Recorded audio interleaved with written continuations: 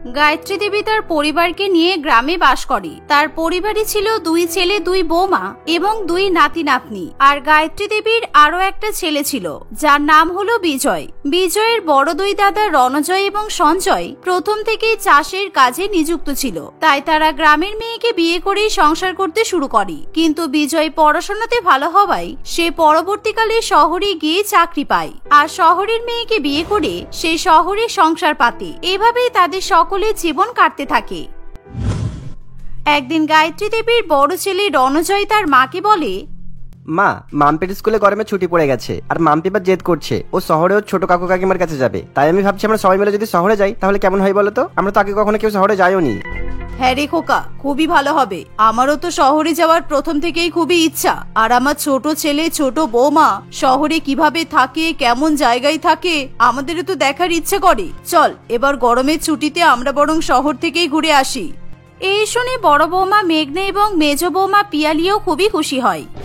আমরা তাহলে শহরে যাব? আমার তো ভেবেই আনন্দ হচ্ছে।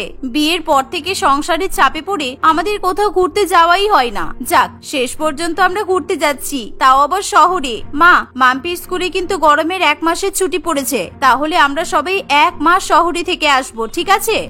সেসব তো ঠিক আছে, কিন্তু আমরা সবাই যদি শহরে চলে যাই তাহলে আমাদের রানীর কি হবে? রানী তো বাড়িতে একা একা থাকতে পারবে না। আরে মা, এত চিন্তা করছো কেন? তোমার রানীকেও সঙ্গে করে শহরে নিয়ে যাব। রানী গরু, তাতে কি হয়েছে? ওরা কি শহর করার ইচ্ছে করে না? আচ্ছা মা, আমরা যে শহরে যাচ্ছি তুমি কিন্তু বিজয়কে ফোন করে জানাবে না, আমরা ওদেরকে সারপ্রাইজ দেব। এভাবে গরমের ছুটিতে গায়ত্রী দেবীর পরিবার শহরে যাওয়ার সিদ্ধান্ত নেয়। পরের দিনই তারা সবাই মিলে শহরে গিয়ে পৌঁছায়। ভোরবেলা তারা রেখা এবং বিজয়ের ফ্ল্যাটে গিয়ে বাড়ি বাড়ি কলিং বেল বাজাতে থাকে। তখন বিজয় এবং রেখা দুজনেই গভীর ঘুমে আচ্ছন্ন ছিল। রেখা কোনো রকমে ঘুম থেকে উঠে দরজা খুলতে চলে যায়, আর দরজা খুলেই সে তার শ্বশুর বাড়ির সকলকে দেখে একেবারে চমকে ওঠে। আর গায়ত্রী দেবী তখন তার বৌমাকে দেখে বলে, আরে বৌমা, তুমি কেমন ধরনের পোশাক পরেছো? ছি ছি ছি ছি, কি বাজে! তোমার কোনো লজ্জা নেই? তুমি তোমার ভাসুরদের সামনে এরকম খোলামেলা পোশাক পরে চলে এসেছো? যাও যাও, তাড়াতাড়ি গিয়ে গা ঢাকা পোশাক পরে এসো। সরি মা, আমি তো জানতাম না যে আপনারা আসবেন। আর এটা তো কোনো খারাপ পোশাক নয়, এটা তো নাইট ড্রেস। আমি তো রাত্রেবেলা এই ধরনের পোশাক পরেই ঘুমাই। আচ্ছা, আপনারা ভেতরে চলুন, আমি চেঞ্জ করে আসছি। কিন্তু আপনারা হঠাৎ করে চলে এলেন, আমাদেরকে কিছু জানালেন না। কাকিমণি, বাবা বলেছিল আমরা তোমাদেরকে সারপ্রাইজ দেব, সেই জন্য আমরা তোমাদেরকে কিছু বলিনি। এই শুনে রেখা মিথ্যা হাসার নাটক করে সেখান থেকে চলে যায়। আর সে তাড়াতাড়ি করে পোশাক চেঞ্জ করে বিজয়কে ঘুম থেকে তুলে তার সঙ্গে ঝগড়া করতে শুরু করে দেয়। বিজয়, তাড়াতাড়ি ওঠো, তুমি নাক ডেকে ঘুমাচ্ছ। ওখানে তোমার গ্রামের পরিবারের সবাই আমাদের বাড়িতে চলে এসেছে। এভাবে কিছু না জানিয়ে হঠাৎ করে চলে আসার কি মানে? যাও ওঠো, ওদের সঙ্গে গিয়ে কথা বলো। আমাকে এখন আবার রান্না করতে হবে। ভেবেছিলাম ছুটির দিনে রান্না বান্না করবো না, বাইরে থেকে খাবার অর্ডার করে খাবো, কিন্তু আজকে তো আমাকে রান্নাঘরেই সারাদিন কাটাতে হবে। এমন সময় হঠাৎ করে রেখা এবং বিজয় দুজনেই গরুর ডাক শুনতে পায়। আর তারা বাইরে বেরিয়ে দেখে যে তাদের ড্রয়িং রুমে একটা গরু দাঁড়িয়ে আছে। আর সেই গরুকে দেখে বিজয় খুব সহজেই চিনতে পেরে যায়। কিন্তু রেখা সেই গরুকে দেখে প্রচন্ড পরিমাণে অবাক হয়ে বলে, আরে আরে, এই গরুটা কোথা থেকে এলো? কেউ কি মেন গেট খুলে রেখেছিল? এভাবে ফ্ল্যাটের মধ্যে গরু কিভাবে ঢুকে এলো? বিজয়, তুমি দাঁড়িয়ে দাঁড়িয়ে দেখছো কি? এই গরুটাকে তাড়াতাড়ি বাইরে বের করো। এই গরু, হুশ হুশ। আরে বৌমা, এ তুমি কি করছো? এটা কোনো বাইরের গরু নয়, এটা আমাদের বাড়ির গরু, আমাদের রানী। আমরা তো রানীকে গ্রাম থেকে শহরে নিয়ে এসেছি। কি, আপনারা গ্রাম থেকে শহরে গরুকে সাথে করে নিয়ে এসেছেন? ইস, আপনাদের জন্য তো দেখছি আমাদের মান সম্মান সব শেষ হয়ে যাবে। জানি না সোসাইটির লোকজন আমাদেরকে নিয়ে কি ভাবছে। কি অবস্থা! তাহলে এখন মানুষের সঙ্গে গরুও থাকবে? খবরদার বৌমা, তুমি রানীকে গরু বলবে না। রানী আমাদের ফ্যামিলির সদস্য। আমরা যদি সবাই শহরে চলে আসতাম তাহলে রানী একা একা বাড়িতে কিভাবে থাকতো? সেই জন্যই তো আমরা রানীকেও শহরে নিয়ে এসেছি। কিন্তু তোমাদের শহরে কোনো বড় খোলা মাঠ দেখতে পেলাম না যেখানে রানী ঘাস পাতা খেতে পারবে। তাই তুমি যখন আমাদের জন্য রুটি বানাবে তখন তুমি রানীর জন্য কিন্তু বেশি করে রুটি বানিয়ে নেবে, না হলে বেচারি রানীকে না খেয়ে থাকতে হবে। আমাদের রানী আবার রুটি খেতে ভালোবাসে। শাশুড়ি মায়ের এমন কথা শুনে রেখা প্রচন্ড পরিমাণে রেগে যায়, কিন্তু সে বাড়ির সকলের সামনে কিছুতেই রাগ প্রকাশ করতে পারে না। তাই চুপচাপ সে রান্নাঘরে গিয়ে বাড়ির সকলের জন্য রুটি এবং সবজি রান্না করতে থাকে। একের পর এক সে রুটি বানাতে থাকে, আর অন্যদিকে তার পরিবারের সকলে রুটি তরকারি খেতে থাকে। গায়ত্রী দেবী এবং তার পরিবার নিজেরা খাবার খাওয়ার সঙ্গে সঙ্গে রানীকেও রুটি খাওয়াতে থাকে।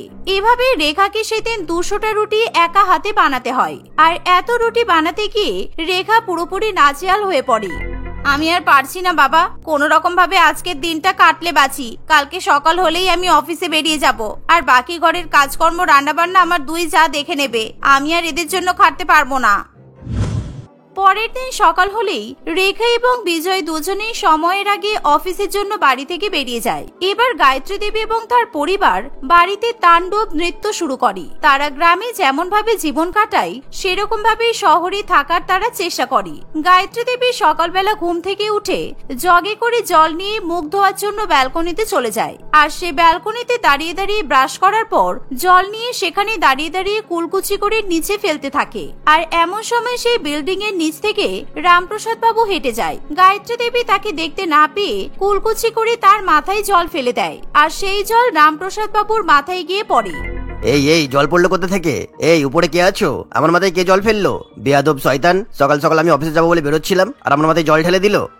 এই শুনে গায়ত্রী দেবী খুবই ভয় পেয়ে যায়, আর সে তাড়াতাড়ি করে ঘরের মধ্যে ঢুকে যায়। বাবারে বাবা, খুব বাঁচা বেঁচে গেলাম। এই বিল্ডিং এর মধ্যে তো অনেকগুলোই ঘর আছে, তাই ওই লোকটা কিছুতেই বুঝতে পারবে না যে ওর মাথায় জল কে ফেলেছে। মুখ ধোয়া হয়ে গেলে গায়ত্রী দেবী এবার একটা বড় বালতি নিয়ে তাদের গরু রানীর কাছে চলে যায়, আর সে গরুর দুধ দুইয়ে সেই দুধ আশেপাশের ফ্ল্যাটের লোকজনকে দিতে চলে যায়। এই নাও, আমি তোমাদের জন্য গরুর দুধ এনেছি, একদম খাঁটি দুধ। এরকম খাঁটি দুধ তোমরা শহরে কোথাও পাবে না। এইমাত্র আমি নিজের হাতে গরুর দুধ দুইয়ে নিয়ে এলাম। আমাদের রানী কিন্তু খুব ভালো দুধ দেয়। গায়ত্রী দেবীর এরকম কথা শুনে সোসাইটির লোকজন সকলেই প্রচন্ড পরিমাণে অবাক হয়। কিন্তু আমরা তো কেউ দুধ নেব সেটা বলিনি। আপনি কি আমাদের সোসাইটিতে নতুন দুধ বিক্রি করতে এসেছেন? আগে তো আপনাকে আমরা কেউ কখনোই দেখিনি। আর তাছাড়া আমাদের কারোর দুধ লাগবে না, আপনি যান এখান থেকে। আরে বাবা, আমি দুধ বিক্রি করতে আসিনি। আমি তো তোমাদের প্রতিবেশী। আমি বিজয়ের মা।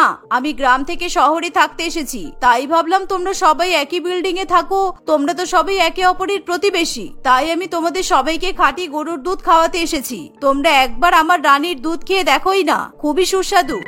ফ্রিতে গরুর দুধ পাওয়া যাবে শুনে সোসাইটির লোকজন কিছু ভাবনা চিন্তা না করেই গায়ত্রী দেবীর কাছ থেকে দুধ নিয়ে সেখান থেকে চলে যায়। অন্যদিকে রণজয় এবং সঞ্জয় দুই ভাই একসঙ্গে স্নান করার জন্য বাথরুমে ঢোকে, কিন্তু বাথরুমটা খুবই ছোট হওয়ায় তাদের দুজনের কিছুতেই সেটা পছন্দ হয় না।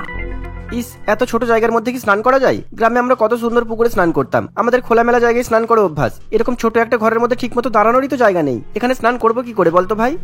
দাদা চল এক কাজ করি, এই বিল্ডিং এর নিচে আমি একটা পার্ক দেখেছিলাম, আমরা বরং বালতি করে ওই পার্কে জল নিয়ে যাই, তারপর আমরা ওই পার্কে বসে মজা করে স্নান করতে পারবো। এই বলে রণজয় এবং সঞ্জয় দুই ভাই বালতি বালতি জল পার্কে নিয়ে চলে যায়, আর তারা সেখানে সকলের সামনেই খোলা জায়গায় স্নান করতে থাকে। রণজয় এবং সঞ্জয় দুজনকে এভাবে পার্কের মধ্যে স্নান করতে দেখে শহরের লোকজন প্রচন্ড পরিমাণে অবাক হয়, আর তারা খুবই হাসাহাসি করতে থাকে। কিন্তু সরল সিধে সাদা রণজয় এবং সঞ্জয় তাতে কিছু মনে করে না। তাদের স্নান করা হয়ে গেলে, ভাই আমাদের ভিজে জামা কাপড়গুলো কোথায় মেলবো রে? ঘরের মধ্যে মেলার জায়গা আছে বলে আমার তো মনে হচ্ছে না। চল আমরা বরং এই পার্কে জামা কাপড়গুলো মেলে দিই, বিকালে শুকিয়ে গেলে আমরা তুলে নিয়ে চলে যাব। এই বলে তারা তাদের ভেজা জামা কাপড় পার্কের ঘাসের উপর মেলে সেখান থেকে চলে যায়। এমন সময় বড় বউ এবং মেজ বউ রান্নাঘরে রান্না করার জন্য ঢোকে, কিন্তু রেখার মডিউলার কিচেনের কোনো কিছুই তারা বুঝতে পারে না। এমনকি বহু চেষ্টা করেও তারা কিছুতেই গ্যাস ওভেন ধরাতে পারে না। যতক্ষণ না রেখা বাড়িতে আসছে ততক্ষণ কিন্তু আমরা গ্যাস ধরাতেই পারবো না। আর রেখা তো বলে গেল ও রাত্রিবেলা বাড়িতে আসবে, ততক্ষণ কি আমরা না খেয়ে থাকবো? আরে দিদি, তুমি চিন্তা করছো কেন? আমরা গ্রামের বউ, আমরা চাইলে কিন্তু সবকিছুই করতে পারি। এই বিল্ডিং এর সামনে একটা বড় পার্ক আছে, চলো ওখান থেকে আমরা মাটি নিয়ে আসি। সেই মাটি দিয়ে আমরা রান্নাঘরের মধ্যেই একটা উনুন বানিয়ে নেব, তারপর সেই উনুনেই আমরা রান্না করব। এই বলে পিয়ালি এবং মেঘনা দুজনেই পার্ক থেকে মাটি খুঁড়ে নিয়ে আসে আর সেই মাটি দিয়ে তারা রান্নাঘরের মেঝেতেই একটা বড় উনুন তৈরি করে। সেই মাটির উনুন ধরিয়েই তারা রান্না করতে শুরু করে দেয়। এর ফলে সারা বাড়িতে ধোঁয়া ছড়িয়ে পড়ে আর আস্তে আস্তে সেই ধোঁয়া ফ্ল্যাটের চারিদিকে ছড়িয়ে যায়। বিজয় এবং রেখার ফ্ল্যাট থেকে এরকম কালো ধোঁয়া বেরোতে দেখে তাদের প্রতিবেশীরা সকলেই প্রচন্ড পরিমাণে ভয় পেয়ে যায়। সবাই মনে করে বিজয়ের ফ্ল্যাটে হয়তো আগুন লেগেছে। আরে মনে হচ্ছে বিজয়দের ফ্ল্যাটে আগুন লেগেছে। ওই তো ওদের ফ্ল্যাটে জানালা দিয়ে তো ধোঁয়া বের হচ্ছে। এই কে কোথায় আছো? তাড়াতাড়ি ফায়ার ব্রিগেডকে খবর দাও আর কেউ একজন বিজয়কে ফোন করে ব্যাপারটা জানাও। তাড়াতাড়ি আগুন নেভানোর চেষ্টা করো, তা না হলে আগুন কিন্তু পুরো সোসাইটিতেই ছড়িয়ে যাবে। আর সবাই তাড়াতাড়ি নিচে নেমে এসো, ফ্ল্যাটের মধ্যে কেউ থাকবে না, সবাই তাড়াতাড়ি নিচে নেমে এসো। এভাবে একে একে সেই সোসাইটির সমস্ত লোকজন ফ্ল্যাটের মধ্যে থেকে বাইরে বেরিয়ে চলে যায়। আর এভাবে সবাইকে এক জায়গায় জড়ো হতে দেখে গায়ত্রী দেবী তার পরিবারকে বলে, এরা সবাই মিলে এক জায়গায় হয়ে এরকম হইচই করছে কেন? ভূমিকম্প এসেছে নাকি বলতো? আমি শুনেছি ভূমিকম্প হলে শহরের লোকজন বাড়িঘর ছেড়ে ফাঁকা জায়গায় পালিয়ে যায়। আমার মনে হচ্ছে নিশ্চয়ই ভূমিকম্প হচ্ছে। ঠিক এমন সময় খবর পেয়ে বিজয় এবং রেখাও বাড়ি চলে আসে। এমন সময় মেঘনা এবং পিয়ালি ব্যালকনিতে এসে চিৎকার করে বলে, আরে না না, আগুন লাগেনি, আমরা তো মাটির উনুনে রান্না করছি। আসলে এখানে তো শুকনো কাঠ পাওয়া যাচ্ছে না, ভেজা কাঠ উনুনের মধ্যে দিয়েছি বলে এতটা ধোঁয়া হচ্ছে, কোনো আগুন লাগেনি, একটু পরেই সব ঠিক হয়ে যাবে। মেঘনার মুখে এমন কথা শুনে বিজয় এবং রেখা দুজনেই খুবই রেগে যায় আর তারা তখনই হাত জোড় করে সোসাইটির সকলকে বিব্রত করার জন্য ক্ষমা চায়। আর রেখা তখনই তার দুই জায়ের কাছে গিয়ে বলে, আরে তোমরা বোকার মতো কাজ করছো কেন? সবার সামনে আমাদের মান সম্মান একেবারে শেষ করে দিলে। শহরে মাটির উনুনে কেউ রান্না করে না, আমি তোমাদের গ্যাস ধরানো শিখিয়ে দিচ্ছি, তোমরা গ্যাস ওভেনেই রান্না করবে, ওকে? এই বলে রেখা তার দুই জাকে গ্যাস ওভেন ধরানো শিখিয়ে দেয়। এভাবেই দেখতে দেখতে আরো 2-4 দিন কাটে। একদিন মেঘনা তার মেজো জা পিয়ালিকে বলে, আমাদের ছোট যা কতটা ব্যস্ত থাকে বল, আমরা এখানে এসে পর্যন্ত ওকে একবারও ঘর বাড়ি লেপতে দেখিনি। আমার মনে হয় শহরে গোবর পাওয়া যায় না বলে এখানকার লোকজন বাড়িঘর লেপতে পারে না, কিন্তু এখন তো আমাদের কাছে গোবর আছে। চল আমরা দুই যা মিলে পুরো বাড়িটা ভালো করে লেপে দিই, আর বাকি যা গোবর থাকবে আমরা ঘরের মধ্যেই ঘুটে দিয়ে দেব, না হলে শুধু শুধু গোবরগুলো তো নষ্ট হচ্ছে। এই বলে মেঘনা এবং পিয়ালি দুজনেই গোবর দিয়ে বিজয় এবং রেখার পুরো ফ্ল্যাটটা ভালো করে লেপে দেয়। কিছুক্ষণ পর যখন বিজয় এবং রেখা বাড়িতে আসে তখন তারা তাদের বাড়ির এমন অবস্থা দেখে প্রচন্ড পরিমাণে রেগে যায়। আর বিশেষ করে রেখা এবার কিছুতেই তার রাগ নিয়ন্ত্রণ করতে পারে না। বিজয়, অনেক হয়েছে, আমি আর কিছুতেই সহ্য করতে পারছি না এসব। তুমি প্লিজ এনাদেরকে এবার গ্রামে যেতে বলো, এনাদের সঙ্গে থাকা আর সম্ভব হচ্ছে না। সোসাইটির লোকজন এনাদের জন্য সব সময় কমপ্লেন করছে, তুমি এনাদেরকে গ্রামে পাঠাও, না হলে কিন্তু আমি বাপের বাড়িতে চলে যাব। রেখার মুখে এমন কথা শুনে গায়ত্রী দেবী এবং তার পরিবারের সকলেরই খুবই খারাপ লাগে। আমাদেরকে ক্ষমা করে দাও বৌমা, আমরা শহরে এসে তোমাদেরকে অনেক সমস্যায় ফেলে দিয়েছি। আসলে শহরের কোনো কিছুই গ্রামের মতো নয়, সবকিছুই যেন আলাদা। আর আমাদেরও এখানে থাকতে একদমই ভালো লাগছে না। শহরের মানুষজন সবাই স্বার্থপর, আমাদের গ্রাম এর চেয়ে অনেক ভালো, তাই আমরা আজকেই গ্রামে ফিরে যাব। এই বলে গায়ত্রী দেবী তার পরিবারকে নিয়ে সেদিনই গ্রামের উদ্দেশ্যে রওনা দেয়। আর এই দেখে রেখা এবং বিজয় দুজনেই খুবই খুশি হয়। রেখা এবং বিজয় আবার আগের মতো দিন কাটাতে শুরু করে। অন্যদিকে গায়ত্রী দেবী এবং তার পরিবার গ্রামে ফিরে গিয়ে স্বস্তি পায়।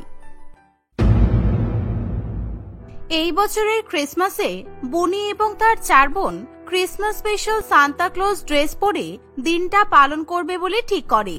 তাই তারা তাদের জমানো কিছু টাকা দিয়ে নিজেদের জন্য 5টা সান্তা ক্লজ ড্রেস কিনতে চলে যায়। দোকানে গিয়ে বিভিন্ন ধরনের সুন্দর সুন্দর সান্তা ক্লজ ড্রেস দেখে তারা নিজেদের জন্য সেগুলো পছন্দ করে।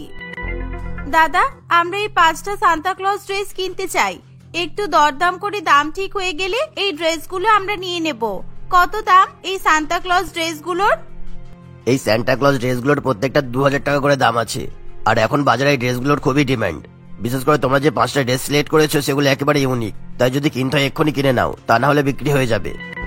সান্তা ক্লজ ড্রেসগুলোর এত দাম কেন গো? তুমি একটা ড্রেসের যে দাম বলছো, তাতে মনে হচ্ছে সান্তা ক্লজ নিজে এসে এই ড্রেসগুলোর মধ্যে খুব দামি দামি গিফট রেখে গেছে, সেই কারণে এই ড্রেসগুলোর এত দাম। আমাদের মতো গরিব মানুষদের এত দাম দিয়ে এই ড্রেস কেনা তো সম্ভব নয়। তোমরা 5 জনে যখন দামি সান্তা ক্লজ ড্রেস নেবেই না, তাহলে আমার দোকানে এলে কি জন্য? বেকার আমার বিক্রি বাটার সময় সময়টা নষ্ট করে দিলে। যত সব ফালতু গরিব মানুষগুলো কোনো ক্ষমতা নেই তবু সান্তা ক্লজ ড্রেস কিনতে চলে এসেছে। শ্যামল বাবুর এসব কথা শুনে গরিব 5 বোনের ভীষণ পরিমাণে মন খারাপ হয়ে যায়। তারা যা টাকা নিয়ে এসেছিল তাতে তাদের একটা সান্তা ক্লজের ড্রেস পর্যন্ত হয় না। 5টা সান্তা ক্লজের ড্রেস তো অনেক দূরের কথা। তাই 5 বোন মিলে মন খারাপ করে বাড়ি ফিরে আসে। 5 বোনে মন খারাপ করে তার মা রত্নার কাছে যায়। রত্না নিজের বাড়িতে একটি ছোট্ট সেলাই মেশিন চালিয়ে দর্জির কাজ করে কোনো মতে কিছু টাকা রোজগার করে সংসার চালায়।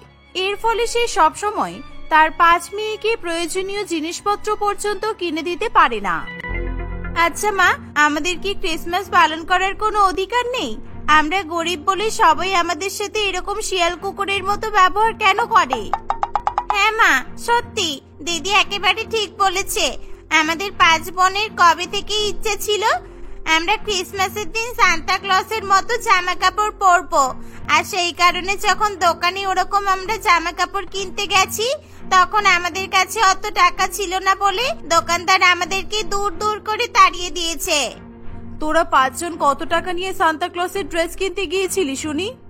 কেন মা, আমরা 5 বোন প্রত্যেকে 500 টাকা করে নিয়ে গিয়েছিলাম তো, কিন্তু সেই টাকায় একটা পর্যন্ত সান্তা ক্লজের ড্রেস হয়নি। তার উপর বেকার বেকার অনেকগুলো কথা শুনে চলে আসলাম। এখন আর 500 টাকা যুগ নেই রে বুনি। এই দেখ, শহরের সব বড় বড় দোকান থেকে আমার কাছে লাল ছিট কাপড় কিনে দিয়ে গেছে আর বলেছে ক্রিসমাসের আগে সান্তা ক্লজের ড্রেস বানিয়ে দিতে। আমি তাদের এত ড্রেস বানিয়ে দিয়েও বেশি টাকা লাভ করতে পারবো না। আর বড় বড় ব্যবসায়ী আমার বানানো ড্রেসের উপর হাজার হাজার টাকা ইনকাম করে নেবে। মা, তুমি সান্তা ক্লজের ড্রেস বানাচ্ছ? আগের বছর ক্রিসমাসে তুমি সান্তা ক্লজের ড্রেস বানাওনি, কিন্তু এবছর তুমি যে সান্তা ক্লজের ড্রেস বানাচ্ছ সেটা আমাদের বললে আমরা তো তোমার কাছ থেকে ড্রেস নিয়ে নিতাম। হ্যাঁ হ্যাঁ মা, তাই ভাবি যে তুমি এত লাল কাপড় নিয়ে সবসময় কি সেলাই করো। তুমি সান্তা ক্লজের ড্রেস টুপি সবকিছু বানাচ্ছ? মা প্লিজ, আমাদের 5 বোনকে 5টা সান্তা ক্লজের ড্রেস দাও। আমরা এই ড্রেসগুলো পরে 5 তারিখে অনেক অনেক আনন্দ করব, খুব মজা হবে। তোদের মাথা খারাপ হয়ে গেছে? আমার কাছে যতগুলো ড্রেসের অর্ডার আছে সেখান থেকে যদি আমি 5টা সান্তা ক্লজের ড্রেস তোদেরকে দিই তাহলে আমাকে যে অর্ডার দিচ্ছে সে তো বুঝে যাবে। তখন তাদের কাছে আমার মান সম্মান খারাপ হবে আর আমি একটা টাকাও পাবো না। তোদের 5 জনকে এই বছর আর সান্তা ক্লজের ড্রেস পরতে হবে না। পরের বছর যখন নিজেরা চাকরি পেয়ে ইনকাম করবি তখনই পরবি। এই বলে রত্না দেবী আবার লাল কাপড় সেলাই করে সান্তা ক্লজের ড্রেস তৈরি করতে শুরু করে। এভাবে নিজের মা সান্তা ক্লজের ড্রেস তৈরি করছে সে কথা জেনেও তারা 5 বোন নিজেদের জন্য সেই লাল ড্রেস এবং লাল টুপির ব্যবস্থা করতে পারে না। কিছুদিনের মধ্যে রত্না দেবী বেশ অনেকগুলো সান্তা ক্লজের ড্রেস বানিয়ে ফেলে। একদিন শ্যামল বাবু সেই সমস্ত ড্রেস নিতে রত্না দেবীর বাড়িতে আসে। কি হলো রত্না, তোমাকে যে কটা সান্টা ক্লজ ড্রেস বানাতে বলে গিয়েছিলাম তুমি কি সবকটা বানিয়েছো? আমি কিন্তু আজকে সব ড্রেসগুলো নিয়ে যাব, আমাকে দোকানে সাজাতে হবে, কারণ 25শে ডিসেম্বর আসতে আর মাত্র 2 দিন বাকি। হ্যাঁ দাদা, আমি সব ড্রেস তৈরি করে ফেলেছি। আপনি ভালো করে সান্তা ক্লজের ড্রেসগুলো গুনে নিন, তারপরে নিয়ে যাবেন। এই সময় বুনি সেখানে চলে আসে। শ্যামল বাবুকে দেখে বুনি খুব ভালো মতো তাকে চিনতে পারে। শ্যামল বাবুকে দেখেই বুনি প্রচন্ড পরিমাণে রেগে যায়। মা, বাইরে যে লোকটা বড় শপিং মলে সান্তা ক্লজের ড্রেস বিক্রি করে আমাদের 5 বোনকে এই লোকটাই তো অপমান করে তাড়িয়ে দিয়েছিল। কিন্তু ও এখানে কি করছে মা? তুমি বদমাইশ লোকটার সঙ্গে একদম কথা বলো না। চুপ কর বুনি, তোদের 5 বোনের জ্বালাই দেখছি আমি আর দর্জির কাজটাও ভালো করে করতে পারবো না। উনি আমার ক্লায়েন্ট। তোদেরকে যে বড় ব্যবসায়ীর কথা বলেছিলাম ইনি হলেন সেই শ্যামল বাবু। ও, ওই বাসটা ভিখারি তোমারই মেয়ে রত্না? কি রে, খুব তো তোর আমার দোকানে 500 টাকা নিয়ে সান্টা ক্লজের ড্রেস কিনতে গিয়েছিলিস, পেয়েছিস কত 500 টাকা দিয়ে ড্রেস? যাই হোক বাবা, আমি আমার অর্ডার দিয়ে সান্টা ক্লজ ড্রেসগুলো ভালো করে গুনে নিই, কারণ তোদের 5 গরিব বোনকে আমার কোনো বিশ্বাস নেই। তোরা যদি এখান থেকে 5টা সান্টা ক্লজ ড্রেস চুরি করে নিস তখন কি হবে? আমার 5 মেয়ে আপনার কাছে কম টাকায় লাল জামা লাল টুপি ড্রেস কিনতে যেতে পারে, কিন্তু ওরা আপনার সান্তা ক্লজের ড্রেস একটাও চুরি করবে না। আপনি নিশ্চিন্তে নিয়ে যেতে পারেন। শ্যামল বাবু ভালো করে সান্তা ক্লজের ড্রেসগুলো গুনে নেয়। সবকিছু ঠিকঠাক থাকলে সেই সান্তা ক্লজের ড্রেস পিছু 200 টাকা করে রত্না দেবীর হাতে ধরিয়ে দেয়। প্রথমে রত্না দেবী কিছুতেই এত কম টাকা নিতে চায় না, কিন্তু ওই যে শ্যামলবাবু বড় ব্যবসায়ী, আর বড় ব্যবসায়ীরা চাইলে তারা দিনমজুরকে দিয়ে যে কোনো দামে নিজেদের প্রয়োজনীয় কাজ করিয়ে নিতে পারে। শ্যামলবাবুও ঠিক তাই করেছে। দেখুন, আপনি সান্তা ক্লজের ড্রেস তৈরি করার জন্য লাল ছিট কাপড় দিয়ে গেছেন ঠিকই, কিন্তু আমাকেও অনেক জিনিসপত্র কিনতে হয়েছে, আর আপনি যে দাম আমাকে দিলেন সেই টাকায় আমার জিনিসপত্রের কেনা দাম পর্যন্ত উঠবে না। শোন, এখন 200 টাকা রাখ, পরের বছর যখন আমরা সান্টা ক্লজ ড্রেস বানাবি তখন আরো 200 টাকা বাড়িয়ে দেবো, কেমন? এই বলে শ্যামলবাবু সেখান থেকে চলে যেতে যাবে সেই সময় 5 বোন মিলে তাকে ঘিরে ধরে। ও, আমার মায়ের কাছ থেকে সান্তা ক্লজের ড্রেস 200 টাকা দিয়ে কেনা যায়, আর সেই ড্রেস 500 টাকায় আমাদের কাছে বিক্রি করা যায় না, তখন সান্তা ক্লজের ড্রেসের দাম 2000 টাকা ছাড়িয়ে যায় বলুন। এই দিদি, তুই তো দেখছি কিছুই বুঝিস না। আমাদের মা সামান্য দর্জি, গরমের মধ্যে বসে এই সান্তা ক্লজের ড্রেসগুলো সেলাই করে, সেই কারণে এগুলোর দাম 200 টাকা। আর এই একই ড্রেস যখন এসি লাগানো শপিং মলের মধ্যে বিক্রি হবে তখন সেই সান্তা ক্লজের ড্রেসের দাম হয়ে যাবে 2000 টাকা। কি হলো কাকু, চুপ করে আছেন কেন? আপনি উত্তর দিন। শ্যামলবাবু 5 বোনের এরকম ব্যবহারে ভীষণ পরিমাণে রেগে যায়। সেই মুহূর্তে সে তার সমস্ত অর্ডার ক্যান্সেল করে দিতে চায়, কিন্তু রত্নাদেবী কান্নাকাটি করে শ্যামলবাবুর পায়ে পড়ে এবং তার 5 মেয়েকে শ্যামলবাবুর কাছে ক্ষমা চাইতে বলে। তোমার মেয়েদের এত বাজে ব্যবহার জানলে তোমার কাছে কোনোদিনও সান্টা ক্লজের ড্রেস বানানোর কাজ পর্যন্ত দিতাম না। তোমাকে দিয়ে আমি আর কোনো কাজ করাবো না। আমার কাছে তোমার মতো অনেক দর্জি আছে যারা তোমার থেকেও ভালো সান্টা ক্লজের ড্রেস বানিয়ে দেবে। সুতরাং টাকার জন্য তোমার আমাকে দরকার, আমার তোমাকে দরকার নেই, বুঝেছো? তাই তোমার মেয়েদের ভালো ব্যবহার কিভাবে করতে হয় আগে শেখাও। দয়া করে আপনি এরকম ধরনের কথা বলবেন না দাদা, কারণ আপনি যদি সমস্ত অর্ডার ক্যান্সেল করে দেন তাহলে আমরা না খেতে পেয়ে মরে যাব। আমার মেয়েরা আর কখনো আপনার সঙ্গে খারাপ ব্যবহার করবে না। আপনি দয়া করে এই জামাগুলো নিয়ে যান। শ্যামলবাবু মাত্র 200 টাকা পিছু সমস্ত সান্তা ক্লজের ড্রেস নিয়ে চলে যায়, আর সেগুলো শপিং মলে নিয়ে গিয়ে প্রায় 5 গুণ দাম বাড়িয়ে সেগুলো বিক্রি করা শুরু করে। বেশিরভাগ মানুষ এসব জামা কাপড় 2000 টাকা দিয়ে কিনে নেয়। গরিব রত্নাকে ভালোই বোকা বানিয়ে 200 টাকা দিয়ে জামাগুলো আদায় করে নিয়েছি। এই বছরে সান্টা ক্লজের ড্রেস বিক্রি করে আমার ভালোই লাভ হলো। শ্যামলবাবু এরকম ভাবে রত্নাদেবীকে ঠকিয়ে নিজে হাজার হাজার টাকা লাভ করতে থাকে, কিন্তু রত্নার 5 মেয়ে তার মায়ের ব্যবসার এমন ক্ষতি কিছুতেই মেনে নিতে পারে না। ফলে তারা অন্যান্য দর্জিদের কাছে যায় এবং সেখানে গিয়ে সান্তা ক্লজের ড্রেস বানানোর দাম জিজ্ঞাসা করে। প্রত্যেকেই জানায় যে তারা অন্তত 2000 টাকার থেকে 1 টাকাও কমে কোনো সান্তা ক্লজের ড্রেস বানায় না। এমন কথা শুনে 5 বোন ভীষণ পরিমাণে অবাক হয়। তারা এমন ঘটনা তাদের মাকে এসেও জানায়। তোরা কি বলতে চাইছিস? 5 জন মিলে একেবারে আমার দর্জির ব্যবসা তুলে দেওয়ার জন্য উঠে পড়ে লেগেছিস? তোদের কি মনে হয় আমি যদি এখন শ্যামল বাবুকে সান্তা ক্লজের ড্রেস বানিয়ে না দিই তাহলে উনি আমাকে ছেড়ে দেবেন? তোদের বারবার বলেছি উনি অনেক বড় ব্যবসায়ী, তাই দয়া করে তোরা এসব কিছু করিস না। আমরা তোমাকে কি বলতে চাইছি তুমি তো সেই কথাটা বুঝতেই চাইছো না।